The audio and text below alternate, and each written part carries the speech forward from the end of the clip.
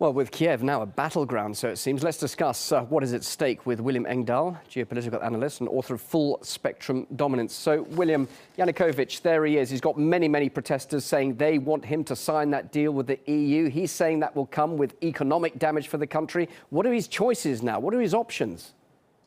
Well, first of all, I think it's quite right about the economic damage with the special association with the European Union. This was a Washington agenda and has been for more than 6 years. The EU simply acting as a proxy for Washington to essentially strip Ukraine from Russia and weaken and isolate Russia even more. So the stakes, the geopolitical stakes are huge in this.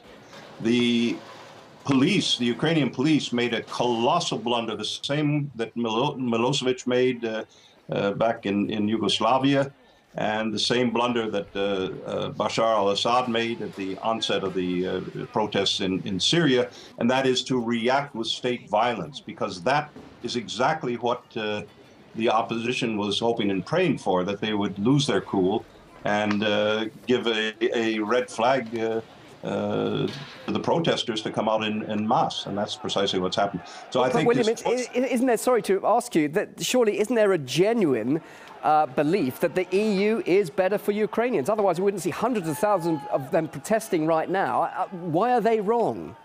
Well, there's a genuine belief of many children in Santa Claus, but that doesn't mean Santa Claus exists.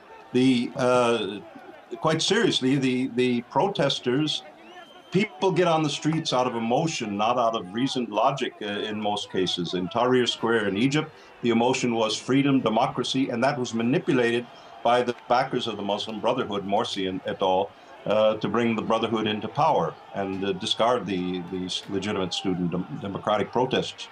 I suspect that the same networks that created the Orange Revolution back in 2003-04, and that is the National Endowment for Democracy, Freedom House, various front organizations of the U.S. State Department are quite active in this protest and trying to steer it and build it in a very professional, guided way.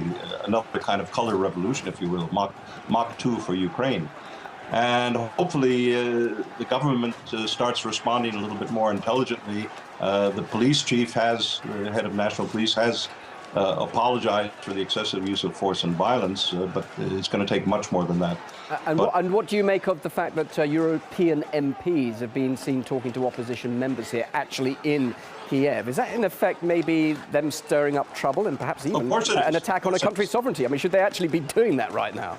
No, well, the Speaker of the Lithuanian Parliament, among others, and she made a blatant intervention in the internal affairs of a sovereign state, Ukraine, several days ago, and hailing the European Union membership for Ukraine, etc. So this is a major push by the West, by NATO essentially, to create chaos in Ukraine and weaken the ties with Russia. Sure, so very briefly, where does that put EU-Russia ties now? Because both are very important trading partners. They've got a lot to lose here, haven't they?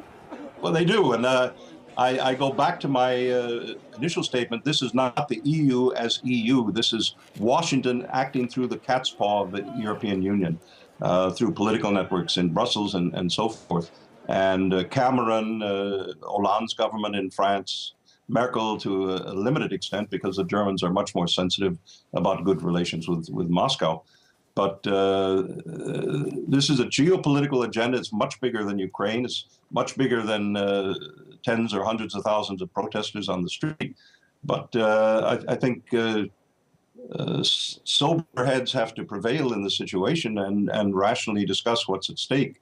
And if there was police violence, they should be punished for it. And the population should realize Ukraine has a huge problem, I know from Ukrainian friends, with state corruption, with business corruption on all levels. They should begin addressing that as well, but it's not going to happen because the opposition comes back in there as corrupt as the people in there now. It's just a different left-handed corruption versus right-handed, I suppose. William, thanks very much indeed. Great to get your thoughts. William Engdahl, geopolitical analyst and author of Full Spectrum Dominance, live here on RT. Thank you very much indeed.